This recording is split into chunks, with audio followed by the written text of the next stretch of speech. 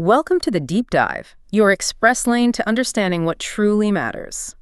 Today, we're jumping straight into the latest from Spandana. You probably know the name big in microfinance. We've got some recent updates, and we're going to unpack them piece by piece, help you get a quick handle on where things stand. That's right. We'll look at the financials, the loan book, what management's signaling for the future.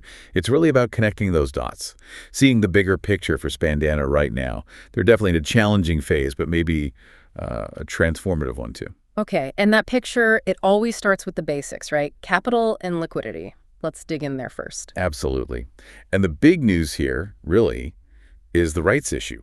They just completed it, August 11th, 2025, 400 crore rupees. 400 crore, and how did that go? It was fully subscribed, not just subscribed, fully subscribed, which, signals pretty strong confidence, not just from the promoters, Capital, but also institutional folks, retail investors. Management's definitely positioning it as a key confidence booster. Right, a fully subscribed rights issue, that sends a message. But what does it actually do for them operationally? Does that extra capital, unlock specific moves? Yeah, that's the key question. It's more than just shoring up the balance sheet. It gives them strategic breathing room. So directly, their Capital Adequacy Ratio, the CRAR, it jumped significantly, up to 46% from, 40.8% in June? Wow, that's a solid increase. It is. And on liquidity, they're being deliberately cautious, holding about 1,731 crore rupees as of June. Okay. So plenty of cash on hand. They're making sure they won't hit funding issues. Even if things get tough externally, it lets them shift focus from just, surviving to actually rebuilding. Okay, so the main takeaway for you listening is Spandana's financial base. It's stabilized, the rights issue bought them time, flexibility, and that big cash cushion means they're pretty resilient to shocks right now. Foundational step done. Exactly. Moves them past that immediate survival question. So with the finances looking more secure, what about the loan book? Collections, that's the real engine, right? What's happening there? Yeah, collections are absolutely paramount. And the data we're seeing, it tells a story of stabilization. There was a bit of weakness back in April, May, but then collection efficiency picked up, 98% in June. Okay. And it came even better in July, 98.5%. That's a really important signal. Suggests borrowers are kind of normalizing their behavior under the new, stricter rules Spandana put in place. That does sound better, but you mentioned something about forward flow still being an issue. Like 85% into the NPA bucket, that sounds concerning. Yes, you picked up on that. That's the other side of the coin. Forward flows, that's loans slipping from being current into overdue categories. It's a measure of underlying stress. Yeah. And for the gross NPA bucket, those flows are still high, around 85%. That's heavy, and it definitely keeps dragging down the overall results. So how do those two things fit together? High overall collections, but still lots of loans slipping. It's because there's a clear split in the portfolio. This is really the crucial part. Loans they issued after putting in their Guardrails 2.0 rules, these are stricter lending criteria they brought in early, back in January 2025, those loans, performing exceptionally well. Almost 100% current. Wow. Which really validates their new approach.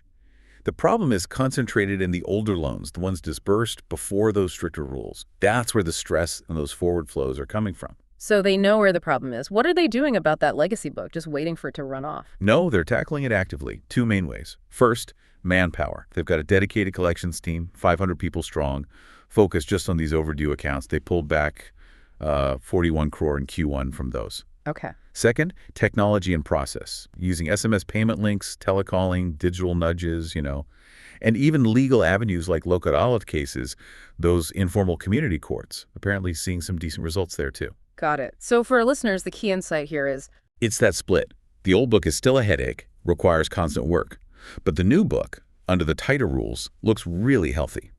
And with overall collections holding steady near 98%, the idea is that legacy stress should, gradually wash out over time. Yeah, that makes sense. Balance sheet stronger, collections stabilizing, new loans performing well. So what about growth, new lending, disbursements? Saw some interesting figures there. Yeah, Q1 was definitely an odd one out. Disbursements were really low, just 280 crore. But that was deliberate. They hit pause, focused on fixing processes, tightening up underwriting. Right. But the rebound looks like it's already happening. In July alone, they disbursed 265 crore. That's almost the entire Q1 amount in just 1 month. Whoa, okay, that is a jump.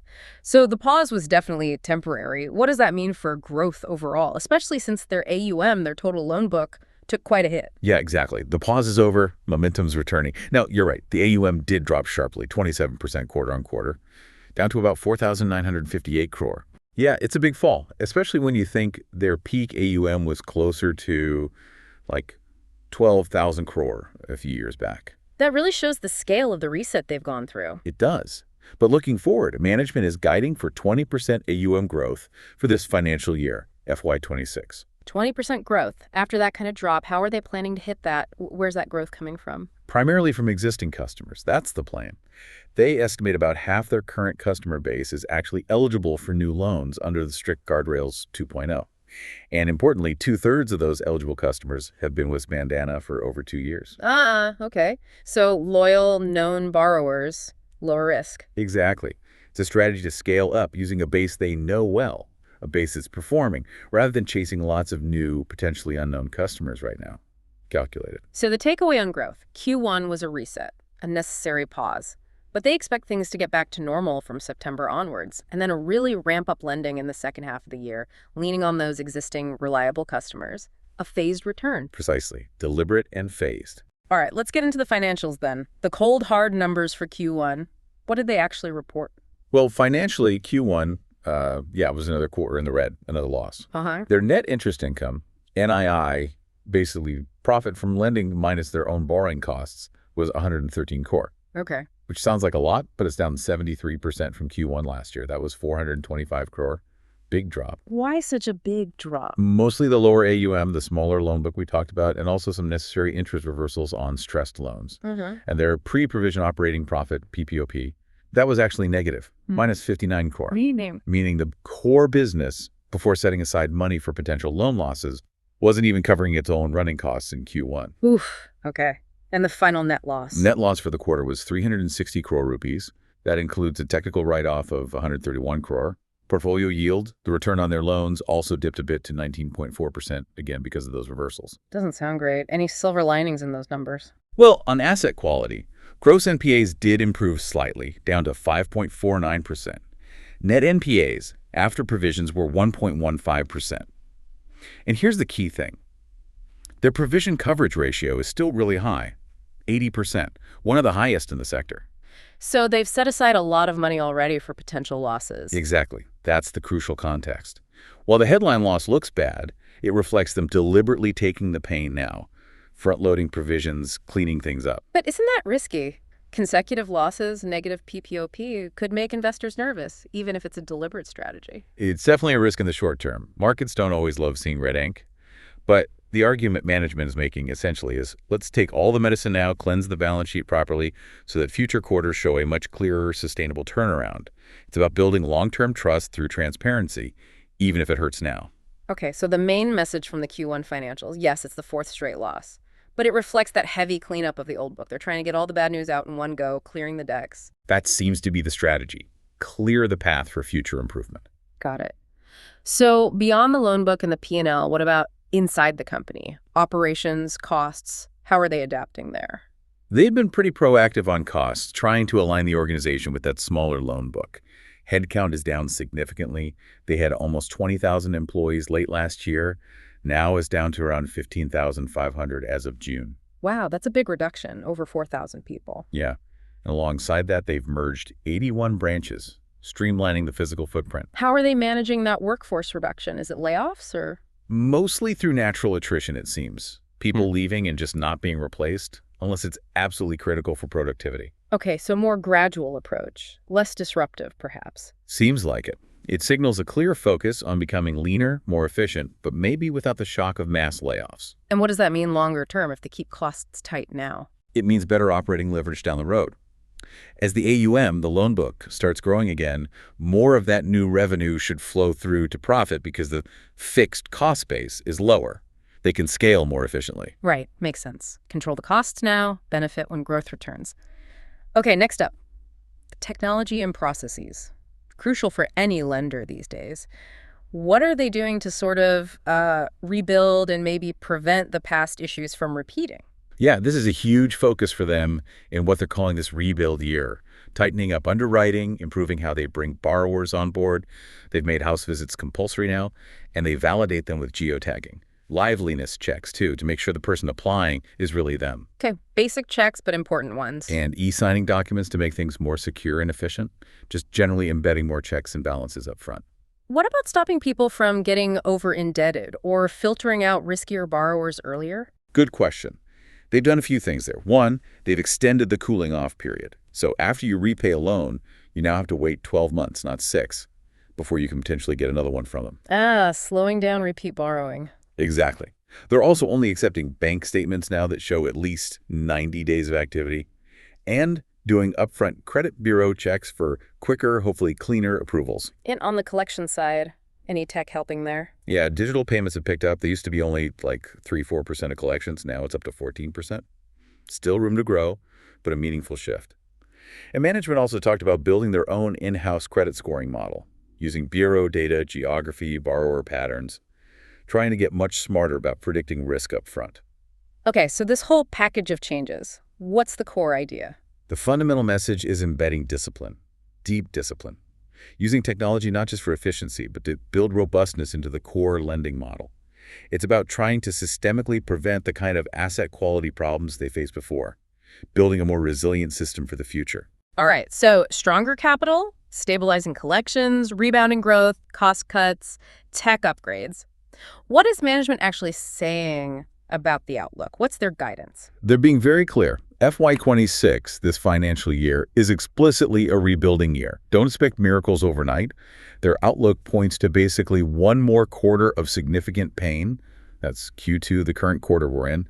Losses will likely continue, mainly because of that ongoing legacy book cleanup. One more tough quarter. But then, is there a light at the end of the tunnel they're pointing to? Yes, absolutely. They are specifically marking Q3 FY26, that's the October to December period, as the inflection point. Inflection point meaning? Meaning they expect to be back to positive pre-provision operating profit and then eventually net profit from Q3 onwards. Okay, that's quite specific. It is. They're pinning their hopes on that new, well-performing loan book becoming dominant enough to drive profitability again. They're also talking about credit costs settling into a new normal of around 2.5% to 3%, which is seen as pretty sustainable in microfinance. And interestingly, they still believe in the traditional joint liability group, the JLG model. They think digital tools and engagement tweaks are actually making it stronger, not obsolete. That's interesting. So despite all the challenges, they see a clear path back to profitability starting around October, December this year. What could knock them off that path? What are the risks? Well, the big external risk is always the economy, right? Yeah. If there's a major downturn impacting their borrowers' ability to repay, that could derail things. Internally, execution is key. How quickly can they really resolve that legacy stress? Can they consistently apply the new guardrails across their entire network? Those are the big questions. But, having raised capital and provisioned heavily, they've definitely bought themselves some cushion against some of those risks. Makes sense. Okay, before we wrap up, were there any other interesting bits, maybe from the Q&A or other discussions, that add more color? Yeah, a couple of things stood out. One was on lender overlap. They mentioned about 21% of their customers have loans with Spandana plus 3 or more other lenders. Wow, okay. Juggling multiple loans. Exactly. And that specific segment, the ones with 3+ other lenders, historically accounted for about 30% of their gross NPAs. So that highlights where some of the concentrated risk lies in borrower over-indebtedness. That's really crucial context. What else? Leadership. The board is apparently in the final stages of hiring a new CEO. Should be announced in the next 30 to 45 days, they said, looking at internal and external people. Okay, new leadership coming soon. And promoter confidence. Kadara Capital. Still holding strong, it seems. They have a big stake, 48.12%, and they fully participated in that rights issue. So they're back in the turnaround plan with their money. And one last telling data point. The performance difference between the old and new rules.